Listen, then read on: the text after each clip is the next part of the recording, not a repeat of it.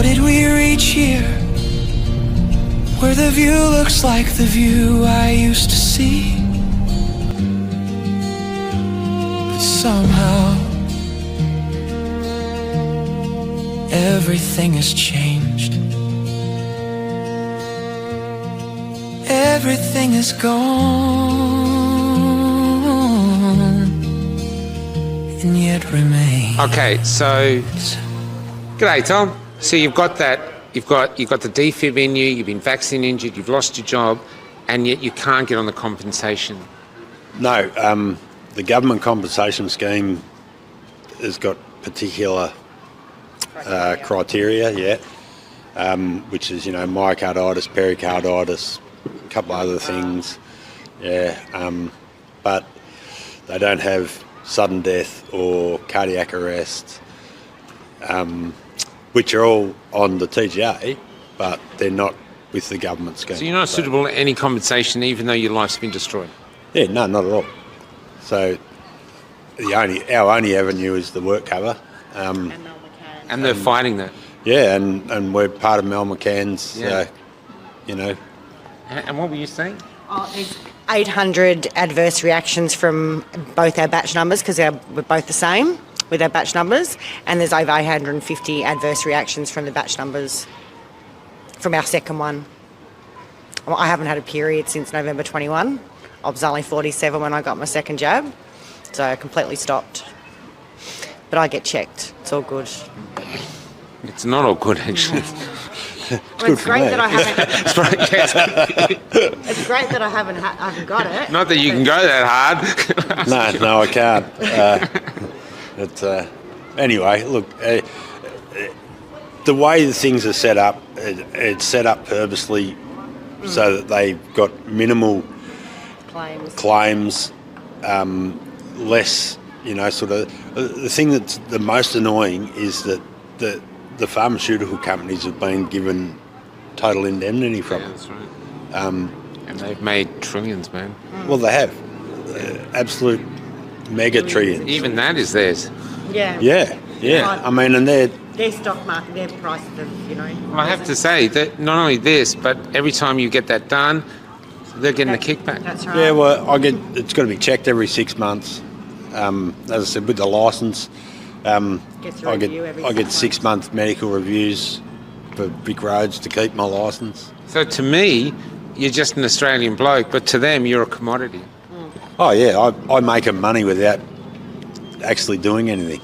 Yeah. It's a win-win for them, isn't it?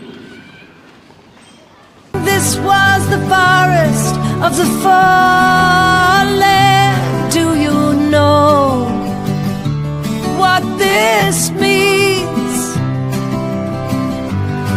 In the forest of the fallen, you will see and you will grieve.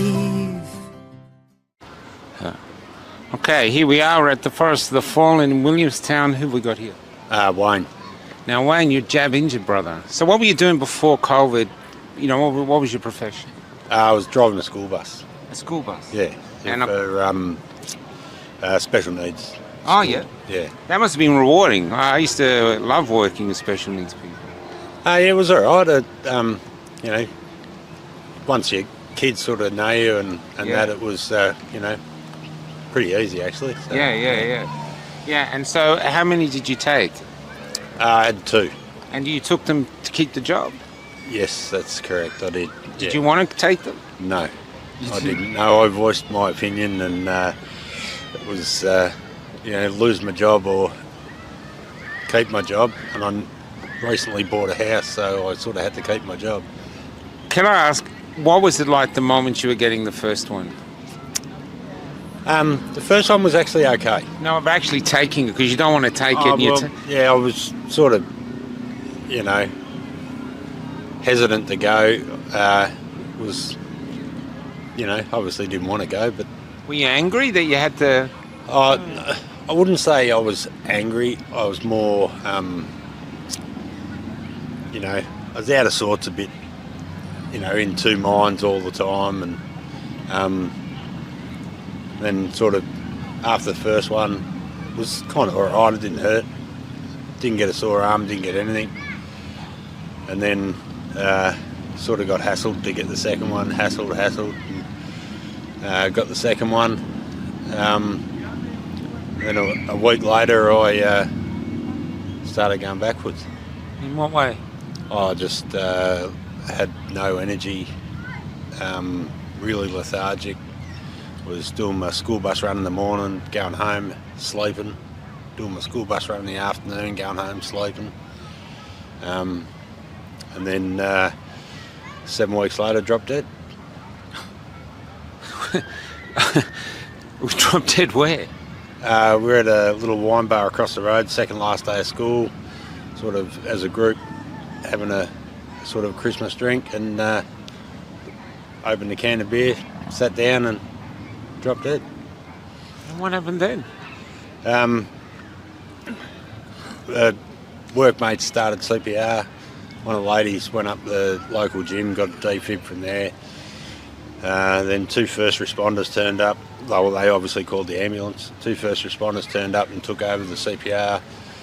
Then ambulance turned up, and I think it was 35 minutes CPR. I got shocked 7 times. Do you remember any of that? There's any memories? No. The last thing I remember was putting my beer down on the table. Then I woke up in hospital on the Saturday. And when you woke up, what were you like? I sort of just looked around, and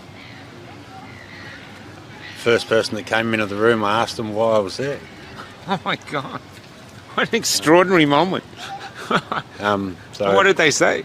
I said that I'd had a cardiac arrest. So I'd been in... And have you had heart issues before? Have you got a history of heart issues? I've got family history, but I've been getting checked out since I was in my early 30s. Never had an issue. Had a cardiac stress test in April of 2021 and passed it with flying colours. So that's 8 months before. Yeah. Wow. So I spent 2 days in ICU, had an episode in ICU with a heart rate of 222 beats a minute. Then spent the next... Safe denied. Yeah. Crossed it out on his discharge summary. They crossed it out on your discharge. Yeah, they did. Apparently it was a mistake. It was a mistake. Yeah. So just another 5 days in hospital, then had an ICD, an implant put in. What is that? Is that a pacemaker? It's a defib, it's a cardiac defibrillator. You're actually walking around now with a defib in? Yeah, it sits there. You can see it. Wow. It's a wire attached to the end. Follow it around. Goes down into my artery and into the bottom right ventricle. So you're like walking around with I feel like you're walking around with a time bomb in your veins. well, yeah, kind of. I sort of. Never I had any don't activity. try to take too much notice of it. It gets in the way sometimes. If I bump it, it really hurts, but because it's just right under the skin there. So, but, Did they ever mention? Did they ever give you any reason what it could be? Did they ever admit anything? no. So I had. Did you ask?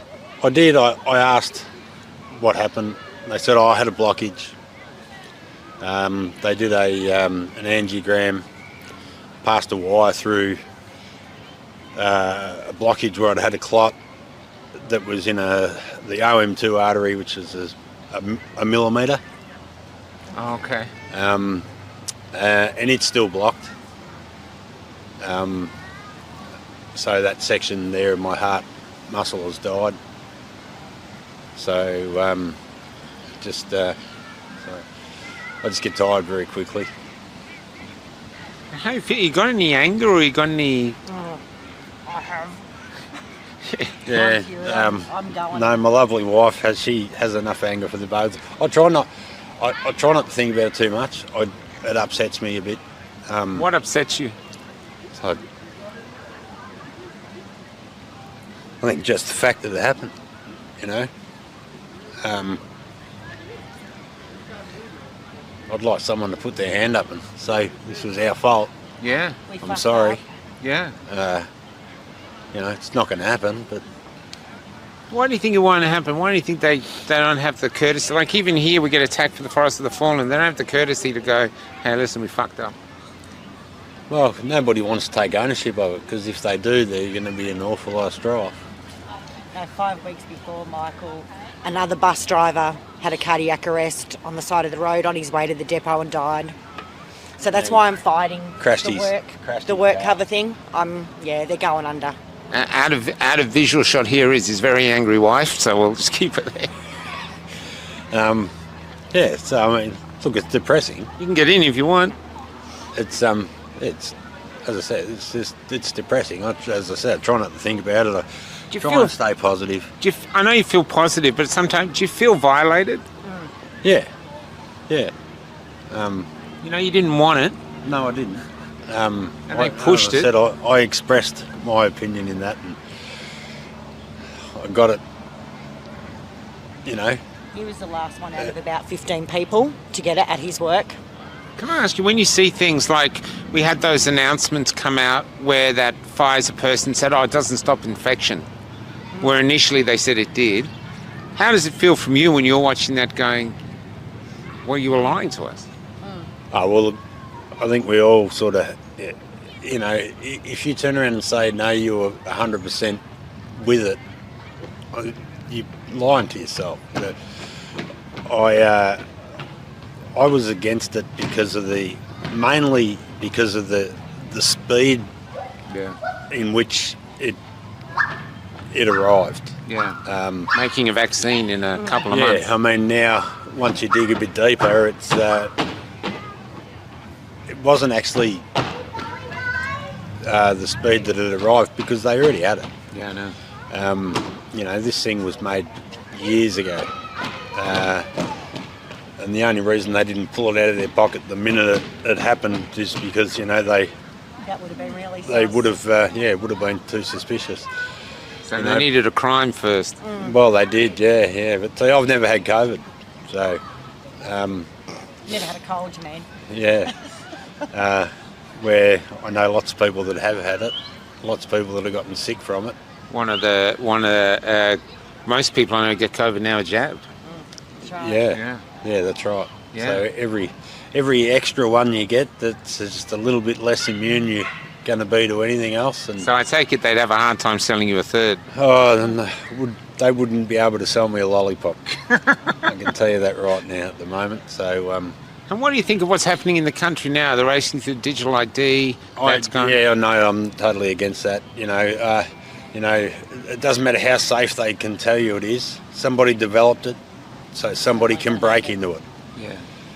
You know, it doesn't matter. There's masterminds out there that can, you know, doesn't matter how many different protocols you put into a computer system, somebody's always going to be able to get through it. Yeah. 100%. Well, we've seen that with Optus and all these things going. Yeah, exactly. Yeah, Look, but that Yeah, was all you part know. of the plan, though, Michael. That was all, all part of the plan to bring the digital ID in. And how do you deal going around with Melbournians now? What I find fatiguing is like everything's happy, nothing's wrong, everything's gone back to normal, but here you are and basically what you are is you're like a wounded soldier coming back from the First World War.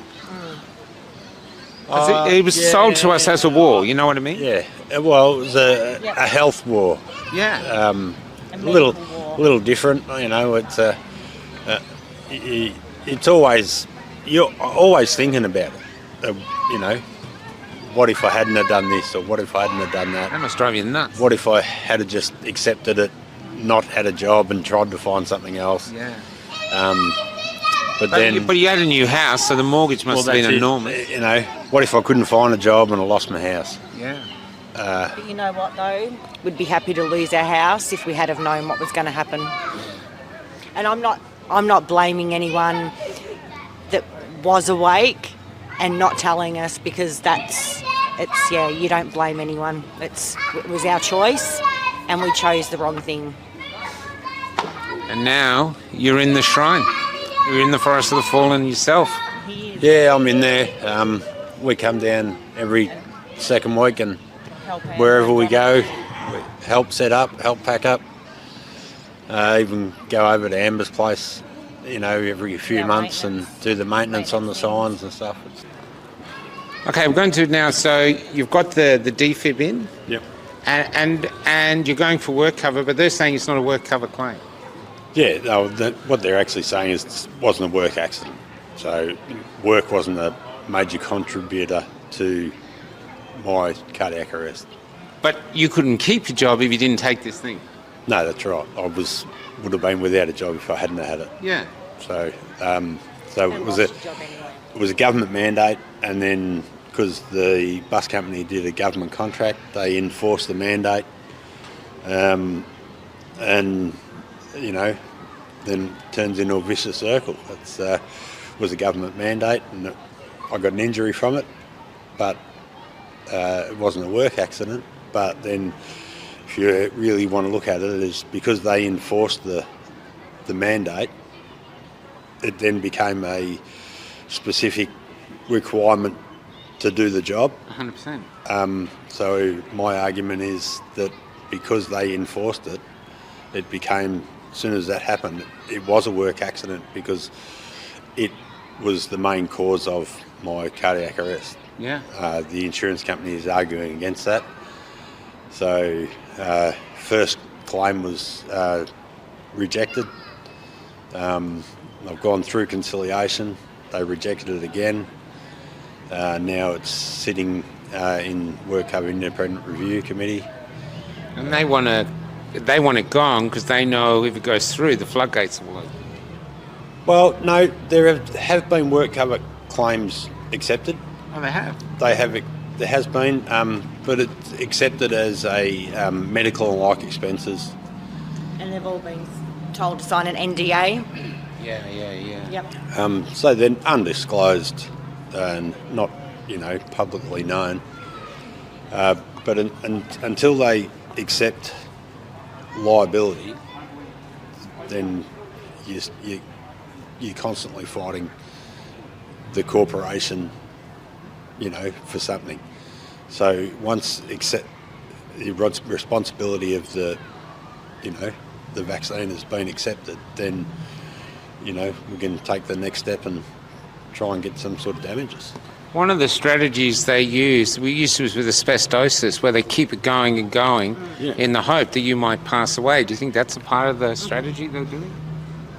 Look, I think what they're trying to do is keep everything as quiet as possible, because as soon as one goes through and it's public knowledge, floodgates will then open. I have been told that if we take it to court, it'll never reach court, because if they'd settle out of court. Because if I won a court case, or if anybody won a court case, it sets a precedent, and that the floodgates would really just fly open then. Well, look, this is not just one injury. It's not like you broke your arm, now your arm's fixed and you go on with your life. You've got this thing for life now. Mm-hmm. And so... Yeah, I do. and when you're doing... Do you ever have moments now where suddenly your heart's giving you issues, or do you feel it kicking in? I get really heavy beats. Like when I say your heart beats as normal, but every now and then it's like someone's kicking the bass. Yeah. You get a bit of a heavy, I can feel it sort of up here, and it's more the energy loss and everything else that comes with it. Like I can go for a walk around the block and my heart rate will get up to 160 quite quickly.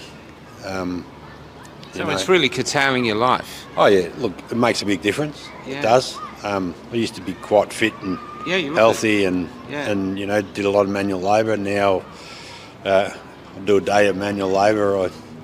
I'll come home and sleep. Yeah. What are you doing now for work? I actually I sit on a mower for 8 hours a day, 4 days a week. I work on Monday and Tuesday.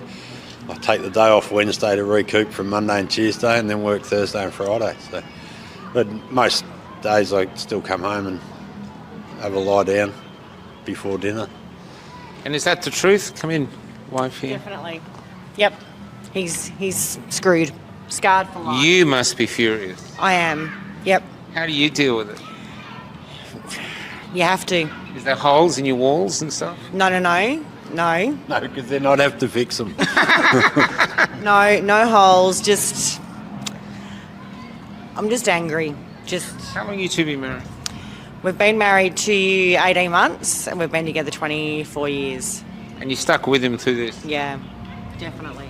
That's pretty special. Yeah, pretty lucky, aren't I? Yeah. And this is it, man. You're the face of the crime, really. Oh, there's many faces There's to many this crime. faces. No, Many no. faces, yeah. But this is what it is. And they all deserve justice.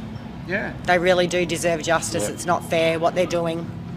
I'm one of the lucky ones that's still here to be able to talk about it. Yeah. You know, there's lots of people that aren't here anymore. Yeah.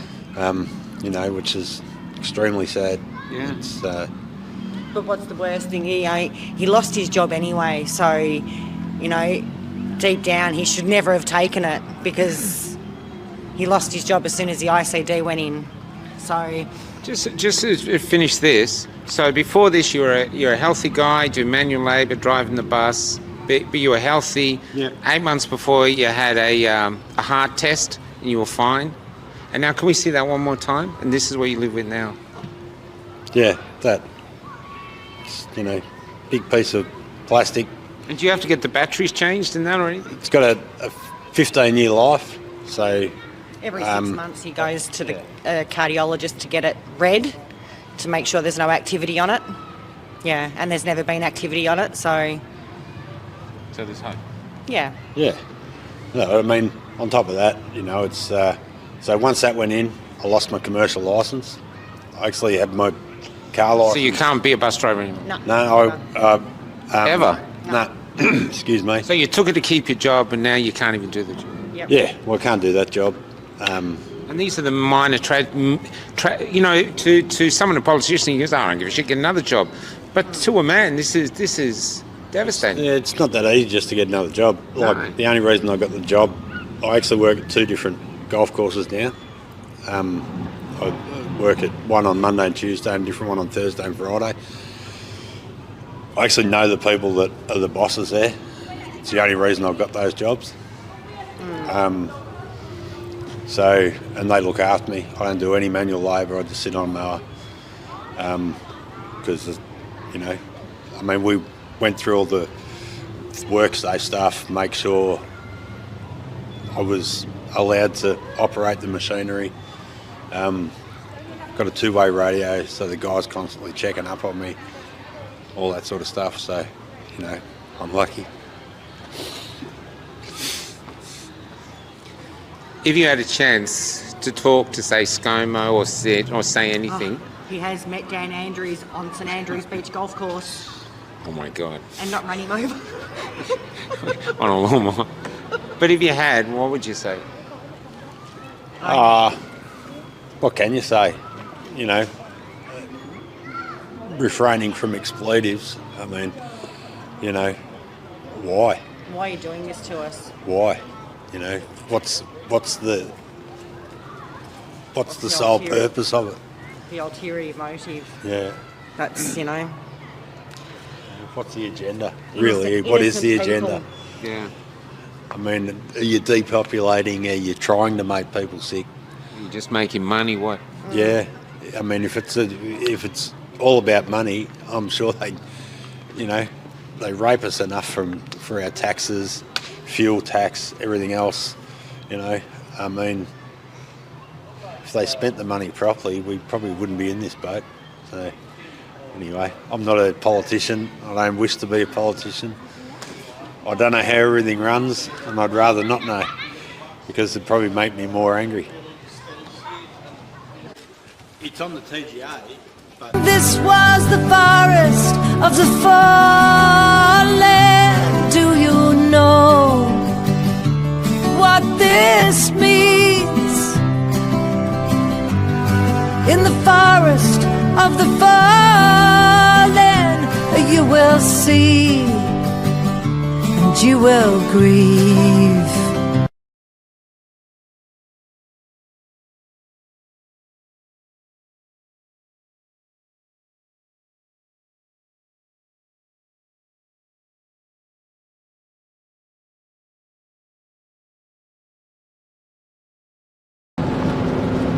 Okay, Kelly, we're going to tell us about your favourite T-shirt when you were young. Okay, so in the 70s I had a t-shirt which had pictures on it and the words footballs, meat pies, kangaroos and Holden cars, and I loved it, and you know, it's still with me today in my head. Why do you think you loved it? You know, it was a catchy little tune, and also I suppose it was wholesome. It was home, really. Description of home. Yeah, it was how Australia was. So what was the first one? Was football. So how do you think football has changed from the 70s to now? Well, football and sport in general, I think they're highly paid to act a certain way. It's not about the love of the game anymore. It's about who you're going to rub shoulders with and whose pocket you're going to piss in to get what you want. So you don't trust I don't trust sportsmen or anything to do with anyone who's highly paid to do any job. What was the next one? Meat pies. What do you thought of meat pies? Well, with the anti-fart campaign with the cows at the moment, and the bullshit that they're putting into our beef, the grains and just the general chemicals, the mRNA vaccines and whatever else they're pumping into them, you know, I don't trust beef anymore, so meat pies are out. Kangaroos? Kangaroos, we see the occasional dead roo on the side of the road. You know, I love kangaroos, and there's a sign for one right there for the next 6 kilometres, so watch out. And the last one was... Holden cars. And they are? Holden cars are extinct in Australia. Yeah, so the Australia that I knew and loved when I was a girl, as with most of us at this stage of life, that's long gone. Well, Holden cars weren't just about a Holden car. We made the car. Yeah, we manufactured it. Yeah, and it was Ford or Holden, you know, and that was fun as well. Yeah. So yeah, those days they're long gone, and they're worth a mint now if you ever find one. The world has become more complex. So you're suggesting that if we could somehow simplify it, it would be a better place? Absolutely. I believe that we need to strip back the layers that society's put onto us, and that comes from influences, the government, the system in general, you know, just from when kids are in preschool or childcare even, you know, they start getting expectations put upon them, labels and so forth. And I think we need to strip all that shit back and get back to bare basics. Same goes for our food and just the general way that we live. You know, if we could start growing our own food and trading with one another and networking with one another instead of relying on big business to look after us and our kids, then the future generations got a chance. Okay, hi everyone. Look, I did a bit of a mistake. I hit the mouse button which shut down that interview, and then I did a little mistake. I don't usually edit, but I did edit this time. So I'm just putting this interview back up, but I want to put it up back in its entirety out of respect for Lawrence. That's Lawrence. He's from Adelaide and died in Kalgoorlie, and this is the story of his mum. His mum telling her story about him and what she went through with his death. It's incredibly powerful, and I think times like this, ordinary people, and I don't mean that in a bad way, but ordinary people are put in extraordinary situations and they get to find out just how strong they are. And I think this woman has been tested beyond her limits, and her strength is amazing. And I think we can see the bureaucracy, how insane our bureaucracy is. I hope I've said that word right, in this time. And so if you like this interview, please share it, download it, repost it, whatever. Please do so. Okay, so here it is.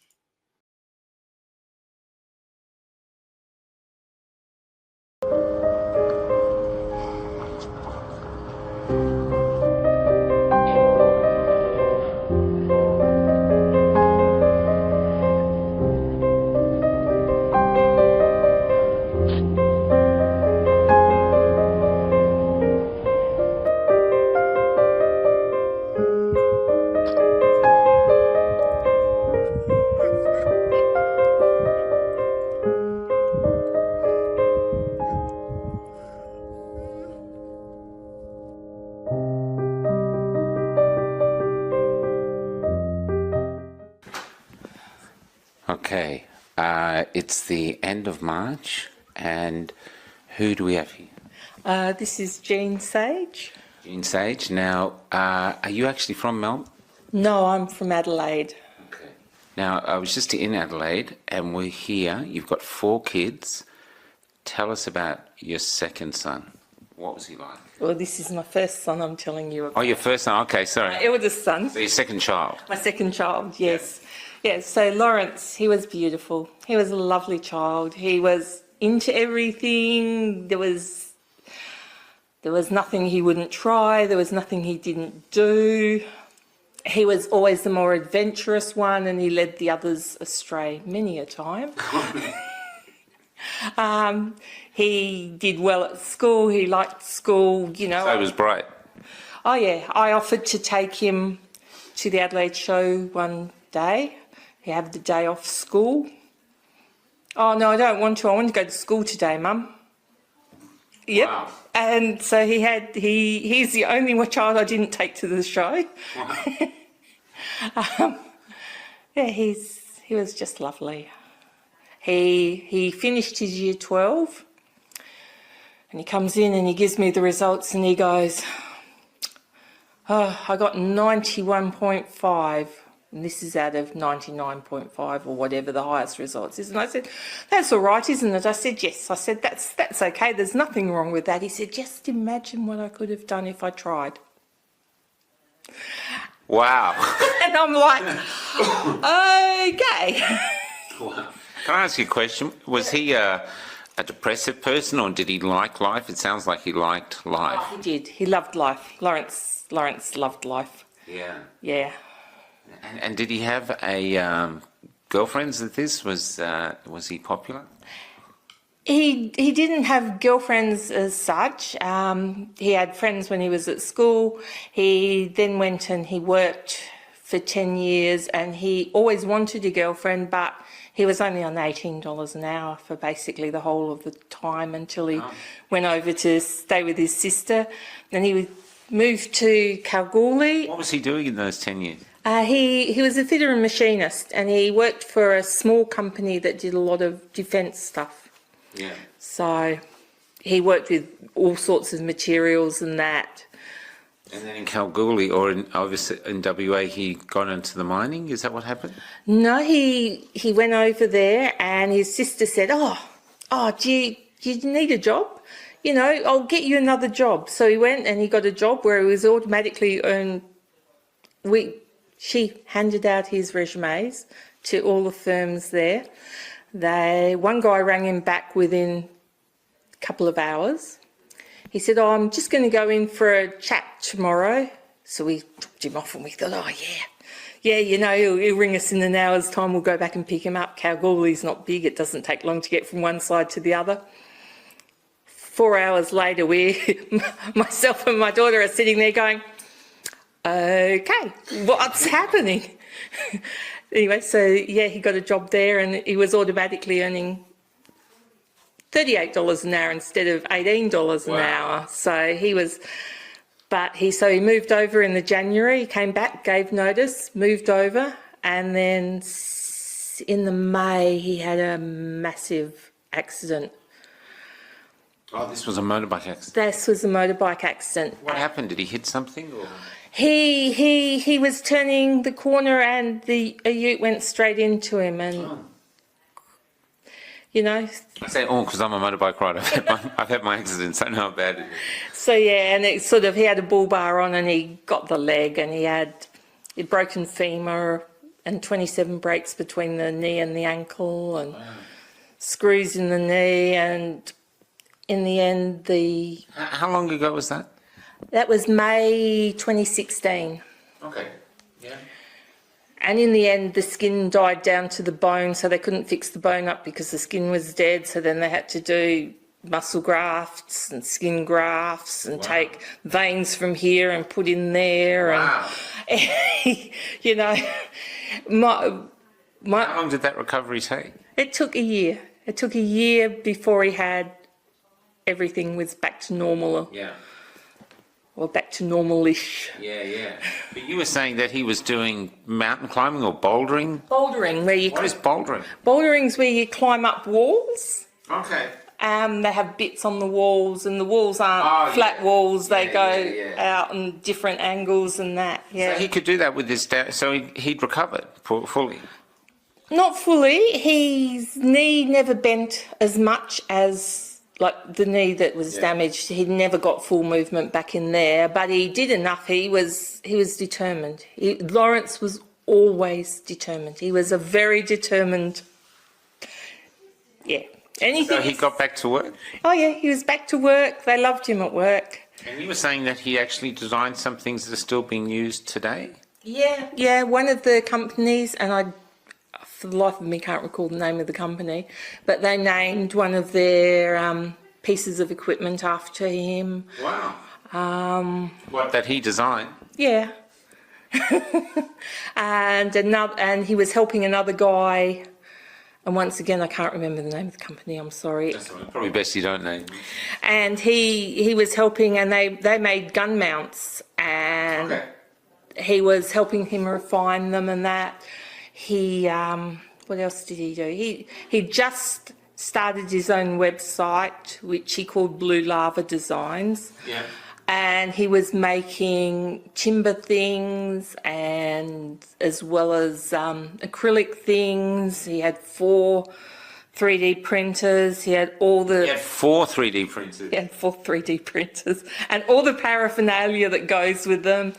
He was just setting. So he was passionate, and he had a passion, and he was passionate about it. Oh yeah, very, very much so. He went and bought himself a great big Jeep, and had it raised a bit, and had his rooftop tent and his. And he had it raised what, for 4-wheel driving? Yeah. Apparently, and I'm not sure that they should have done it. The people at work have put a plaque up, which they've called Lawrence's Hill, down at Esperance somewhere. Wow. Because he was the only one who could get up the hill in his 4-wheel drive. So they've gone and put that there. And so you got this lovely young man, he's passionate, he's building a future for himself. Yep. And then what happens? Then the Western Australian government says, if you go out to mine sites, which he did do on a regular basis to service their machinery and do line boring and that, you need to have this injection by this date. Yeah. So Lawrence didn't speak to us before he went. Otherwise I would have said to think about it a little bit more. He just thought, well, that's okay, I'll do that. I'll be able to go and see Mum and Dad, because we lived interstate. He went down, he went into the chemist shop, he had the injection, he did all the right things. He waited for the quarter of an hour. He went out, he hopped in his car, he was driving normally according to eyewitnesses, and then they said he just slumped over the wheel, in which time his car took off, slumped on the wheel, it pulled the steering wheel down, went over the median strip, took out 2 of the power poles, and he ended up on the roof, and he was dead. we don't know if he died during the accident or if he died and that caused the accident. But there was definitely something medical because... Was there any skid marks or anything like that that he yes. tried to put on the brakes? No. Do you think he might if he was away? Yes, especially with the amount he paid for the car and all the modifications he'd sort of done to it. Major crash got involved, which is understandable. But yeah, the first responder who got there, who had ambulance training, climbed into the vehicle with him once she knew it was safe, obviously. And she said she was with him in less than a minute because she was also a witness of the accident. And she said he was already dead. Was he like severely injured in the, what was he, how did she tell? Just no pulse or something? Oh, just, there was just, she said there was nothing, there was no breathing, no pulse, no nothing. But was it like injuries from the accident? Was he all damaged or did he look fine? To her, he looked fine. He just had a trickle of blood coming out of his nostril, one nostril, and it was just a thin bit. There was no massive amounts of blood. There was, to her, that's all what she saw. And yeah. You were saying before that your other son had to identify him? Yeah, they called my other son, who was his younger brother, who had to come. He was only 30, and he had to come from the mine site. Got one of the geologists to drive him back into town, and he had to identify his brother on the side of the road. It's yeah. And then he had to ring us and tell us. Who, your son? Yeah. The police didn't do it? No, my son sort of rang up and he said, Lawrence has been in a bad accident, but I'll ring you back. I've got to go and speak to the police now, is what he said. And then he rang us back about 10 minutes later and said that Lawrence was dead and that. And the strange thing was, the entire morning I'd felt a bit weird. I just felt like something wasn't right, and my husband had said to me, well, do you want to just go for a walk? I said, yeah. I said, maybe we'll go for a walk, because going for a walk out in the outdoors often helps. We had got about 100 metres from the car, and that's when the phone call came. And normally I leave my phone in the car, and for some reason I had it with me that day, which I'm really glad about, because otherwise I don't know how Robert would have managed. How do you take a call like that? Well, you don't know it's going to be a call like that. You just take it. And when he said that Lawrence had been in a bad accident, Terry said, well, will we just go back to the car? I said, yeah. I said, I think we better go back to the car. And then sort of when he told me that, it was like, you just don't know what to do. You don't. And he's interstate, and we got borders opening and closing every minute. We'd just opened our borders to New South Wales, and WA was getting really twitchy, and we're like, got home and told his sisters, one of which is in Adelaide and the other one was in Forbes at the time, and got in the car and headed west. You drove there? We drove there. Oh, what a horrendous drive. Yeah, we got to, because I said we got to get across the border before they close the border. We got across the border 12 hours before they closed the border to WA. It was just a nightmare. It was, and then That's a long, lonely drive, even if you're in a good mood. yeah, it's not that bad at driving. If you're in a good mood, it's actually quite good. It gives you thinking time. But yeah, when that's happened, and I'm glad I didn't have to do it by myself. I'm glad I had my husband to come with me. It would have been, yeah, I don't think I could have done it by myself. I drove home by myself because I didn't want to leave my husband. I didn't want to leave my other son without somebody over there, especially as his brother had just died and he also had to have a jab, which gave him a racing heart, like it was hurting when it was beating in his heart. He was throwing up. He threw up for a week. He couldn't keep any food down. And he once again, he did karate 2 nights a week. And So he was healthy. Yeah, They're both healthy. 2 nights a week, and he did bouldering 3 nights a week. So, you know, he was backwards and forwards to Perth. He was on the Western Australian team. And I'm like, I don't know if you'll ever be able to go back to that. West Australian team for what, bouldering or karate? Karate. He went over to Japan. So he was very fit. Oh yeah, he was super fit. And he had heart issues before? No, he hadn't. So we just go. Lawrence, on the other hand, had a few. He'd had a couple of episodes of racing heart when he'd been over in Adelaide, but that was years before, and he hadn't had any for years. And he had seen somebody, and they said it'll either be this, which is really bad, or it'll be that, which is don't worry about it and you'll be fine, and you won't have to worry about anything until you're 60 or 70. Well, he doesn't have to worry about that now because he's not going to make it.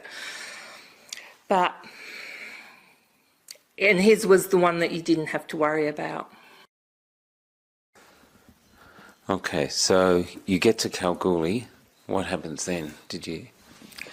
Well, we get to Kalgoorlie. I've spoken to the major crash guy on the phone beforehand, and I told him to go through me rather than through Robert with all his stuff. He unfortunately he had already left Kalgoorlie because they're based in Perth. But I spoke to him many times afterwards. So Major Crash is now investigating it. I said to the Major Crash guy before we got to Kalgoorlie, just as we were leaving Sojourner, because of course that's the last time you get reception until you get to Norseman, and I said to him, will I be able to see his body before it's taken to Perth? And he said, no, we hope to have it down to Perth, basically tomorrow. And, the police commissioner wants it down there then, the Premier wants it down there then, the health department want it down there then. So you go, okay, so they're paying attention to this. This is good. Yeah. Before you go on, I just want to, for these people in the world, and even Australia who don't know, Sojourner to Norseman. Okay. That's like almost 2,000 kilometres, isn't it? Or pretty close. What is it? It's about 1,600 k's, yeah. And they say, they'll tell you 90% of people can get a mobile phone signal. Well, I'll tell you that's about 20% of the countryside, because most of the countryside there are no mobile signals. That's right. Yeah. I'm just thinking, though, that's just to say that's 1,600 k's, even if you're driving 100 k's down, it's 16 hours flat of wanting to talk to people, and that's hard. Oh, yeah. Okay, so you get to Kalgoorlie, you can't see the body. What happens? Well, unfortunately, my other son, because he does work on a mine site, once again needed to have the injection.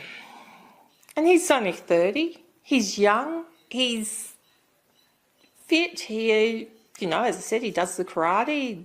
been over to Japan with his karate and that, and everybody's still telling you it's all safe and effective. You're going, yeah, they said that about thalidomide too. Yeah. Really happy that the daughters weren't going to have any. He's a 30-year-old. You can't say no. You can't say yes. You can say you don't have to have it. You can come back and live with us. We're happy to have you, you know. It's your choice. So he had it after your other son had died? Yeah. So he'd known that it killed his brother? He didn't have the same one as his brother. He had a different one. Lawrence had the Moderna. Robert had the Pfizer. So we went with him. We told the nurse that this has happened and that had happened, and we said, what are the side effects? Oh, well, there's a really, really small chance of myocarditis or pericarditis. I said, okay, so what's that? I mean, I didn't want him to have it, but once again, he's an adult and he wanted to work. He didn't want to be sitting at home and not working. So they blackmailed him with his life. Yeah, basically. So he had it. We took him home because I said, "There's no way you're driving back in case Lawrence's had been. Oh, he just fainted at the wheel." And I said, So halfway through the evening, you know, we've had tea. We're watching a movie, and he goes, "Oh, feel this," and he puts my hand on his chest. And you can't feel anything. He said, "Oh, it's really bumping." And I'm like, "Yeah, that's not sounding good." And then you've got it's racing, and I listened to it, and it was racing. So I said, "Okay," I said, "I think you need to go to the hospital and you need to tell them that your brother died from it and they need to look after you." So he went in there and they heard that, so they whisked him out the back, and they saw to him very quickly. That's good. And they did all the tests and they did everything, and they said, "We can't see anything wrong," which I now know is quite common. So he came home, but he had no energy. We ended up taking him back to the hospital again the next day. He had no energy. He was vomiting. He couldn't keep anything down. He could barely make it from his bed to the toilet. It was a complete nightmare. I've got my daughter in Adelaide who's by herself because my mother and my brother had died the year before, so she really had, nobody. She had Terry's brothers and sisters, or Terry's brother and sister, and some of her cousins, but she wanted her mother. My other daughter's in Forbes, and she's sort of beside herself. I feel like I'm being torn three ways. I don't want to leave my son. I'm not allowed to see my other son. What do you do? And I'm like, right. So I said to my husband, "You need to stay here. You need to look after Robert." I said, "I can't go home and take you home. Robert can't be by himself. He needs somebody with him." So Robert had just started to be able to eat again, but he was still really, really weak.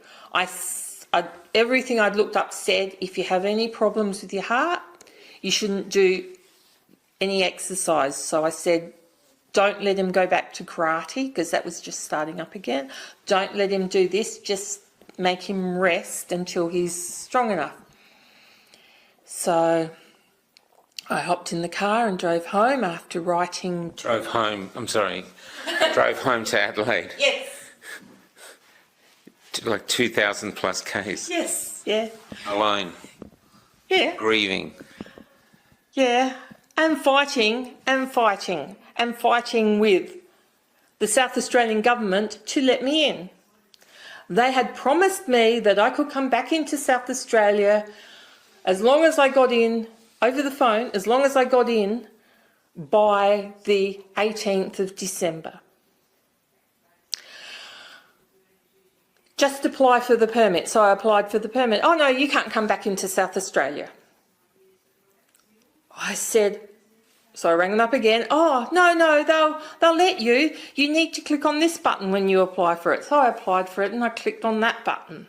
And, oh, well, you have to be back by the 12th of December.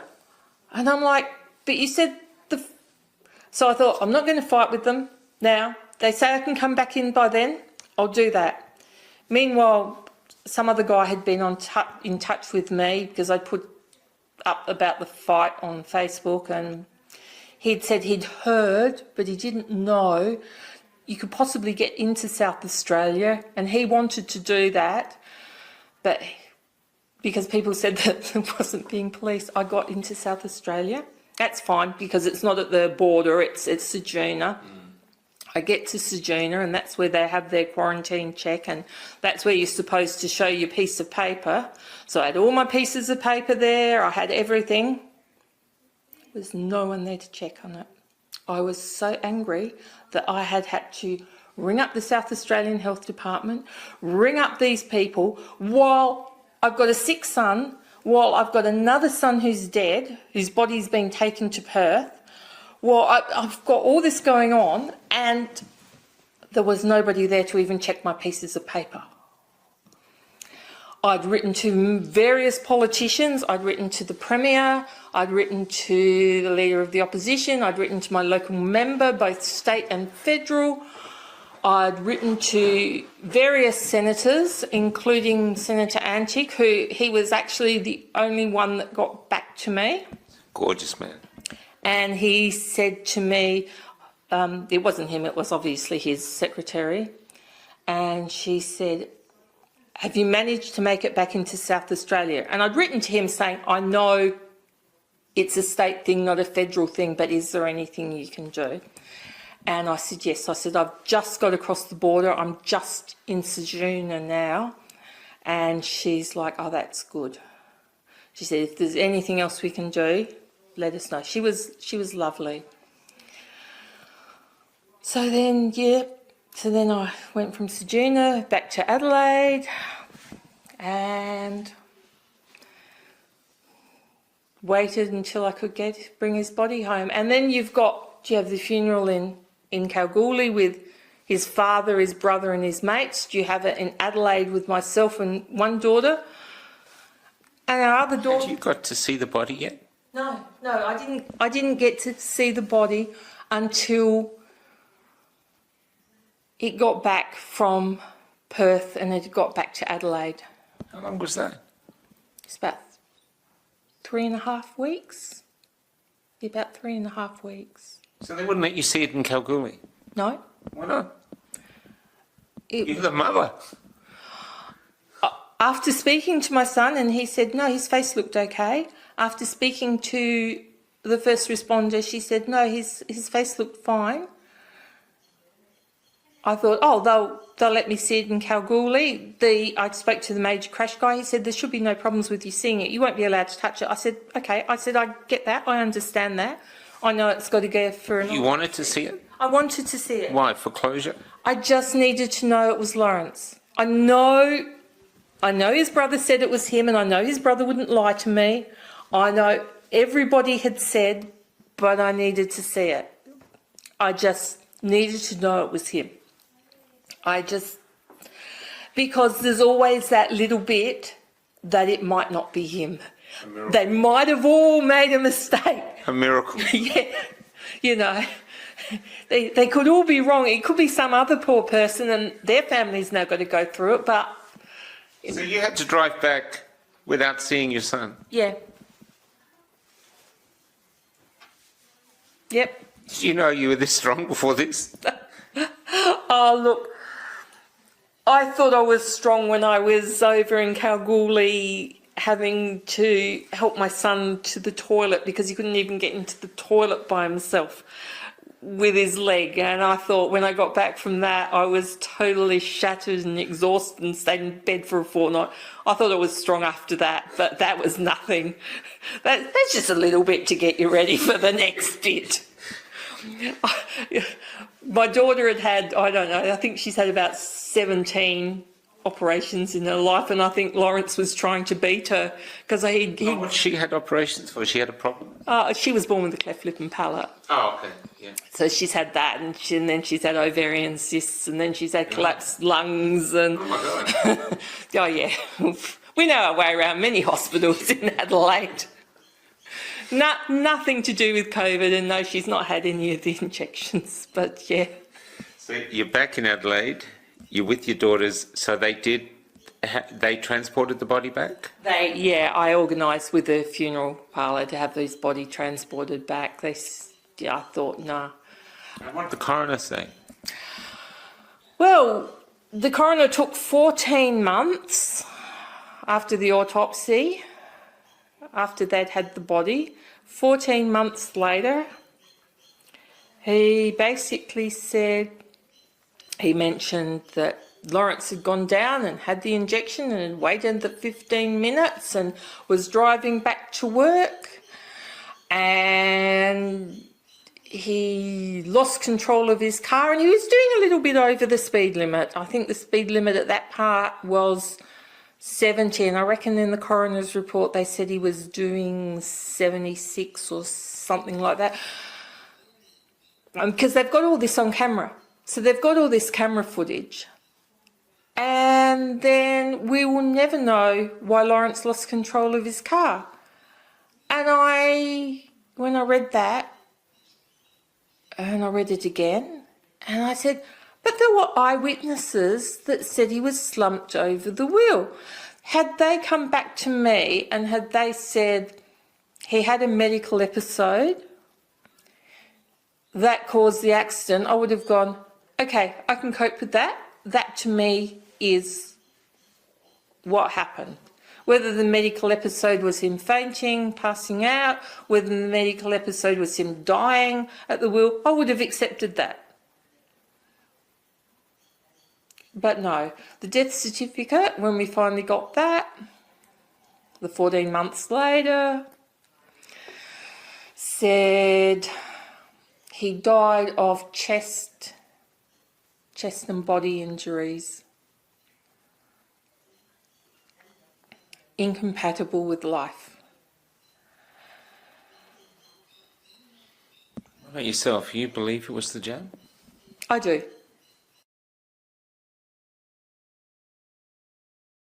So we've got the camera working again. We're going to get a new battery for it, but here, so you got the body back to Adelaide, Yeah. and you decided to have the funeral there.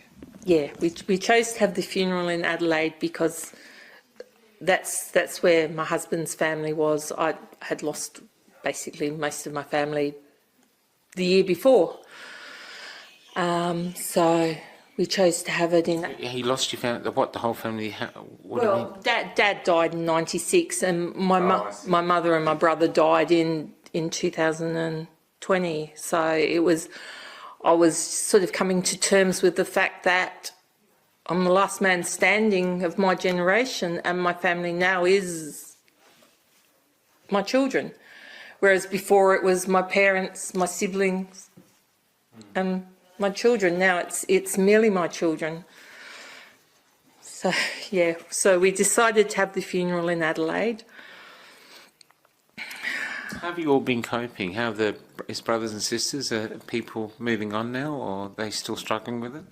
Oh, I think we're all still struggling with it in our own ways. His brother was supposed to be going to Slovenia this year with his karate, and when I found out that all the other people from Western Australia weren't going and he'd be the only Australian there, I said, I know you're an adult and the choice is yours, but I would feel more comfortable if you didn't go. Like if you'd been going with the other guys, I thought if you're there and there's another Australian there, they can get in touch with us. Because, you know, you can break a leg, you know, anything can happen. I find I probably panic a little bit more about the children, even though they're adults now, than I did when they were younger. I try not to put it on them. You try to remember they're adults, they've got their own lives, they've got to do their own thing, they've got to make their own decisions. That's correct. It's true. It's hard, but it's true. My second daughter's, it's been an interesting year for her because she's the age Lawrence was when he died. And next year, is it next year?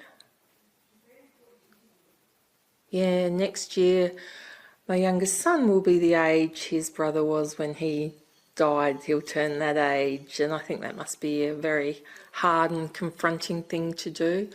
I think if I hadn't lost my brother the year before, I wouldn't have understood the grief of losing a sibling, and it's sort of one of those forgotten griefs. It's sort of like the parents,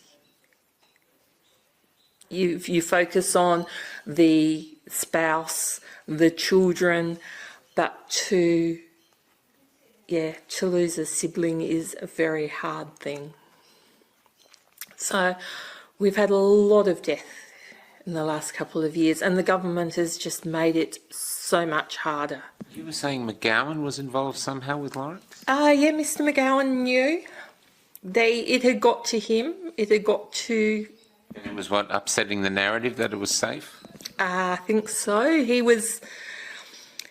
We're assuming that they wanted the body out of Kalgoorlie, and apparently many rumours went round, started by people in the medical profession over in Kalgoorlie, that it was because of the virus, the jab, and Mr. McGowan was planning to come out, and because Kalgoorlie, they hadn't bothered that much, you know, some had it, some hadn't had it, and he was doing the big push because everybody had to have it by this date. You had to have your first one, and he was coming out to encourage them to get it, and they were very concerned about what might happen to him.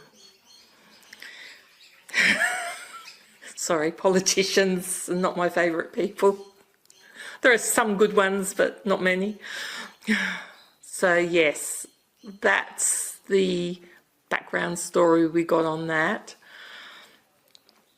And as I said, I know the police commissioner knew. Everybody knew because it happened so, like within an hour. Within an hour of having the injection, he was dead. So they were in damage control? Yeah, very much so. Very much so. And I'm sure that's why the coroner's report said that we will never know what caused him to lose control of this. And why it took 14 months? Yes, I thought that was pretty good. And what was interesting was that it normally takes, from the major crash guy's desk to the coroner, it normally takes, he said, 2 to 3 days, maybe 5 days tops, because it has to go from his desk to the next person up and the next person up. Well, apparently Lawrence has had to go even further than that. And yes, and we kind of wonder if anything got lost in the thing, because it took nearly 2 months for it to get from his desk to the coroner. We don't know. Can you hold up his phone?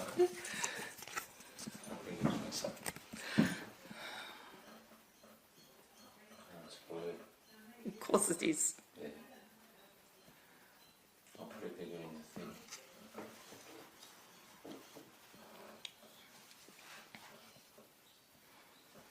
Why'd you call him Lawrence? Because the McCarthy that came out from Ireland, his name was Lawrence.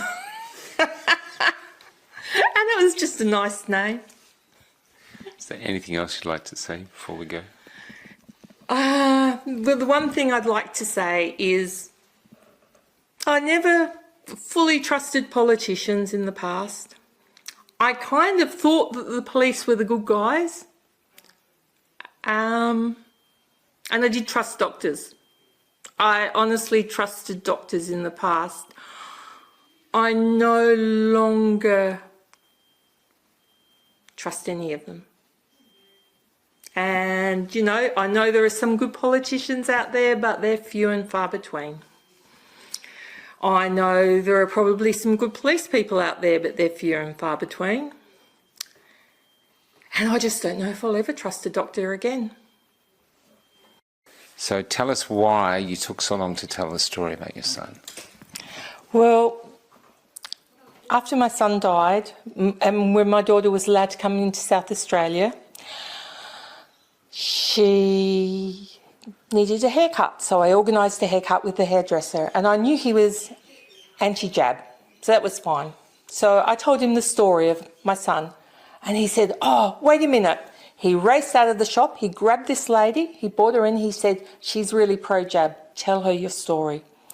So I told her my story, and her comment was, "You must have been bad in a past life for this to happen to you." And whenever I've said anything to pro-jab people, they say, "Oh, well, he would have died of COVID anyway." Whenever I've said anything to, well, a lot of anti-jab people, if you say anything about how your son died because of it, they go, "Well, it serves him right for having it." And so when you've got that much grief and that going around, you're not going to say anything to people because you're being shut up, because both sides tried to shut us up. What happened to our country? I have no idea, because we didn't used to be like this. We were not like this in the past, and I'm really sad at where we've gone. It's not the Australia I knew as a child. That was a good place. That was a place where everybody helped everybody.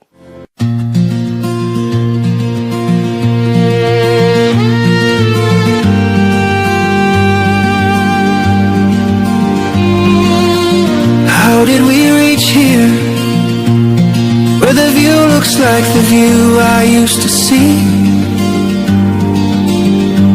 But somehow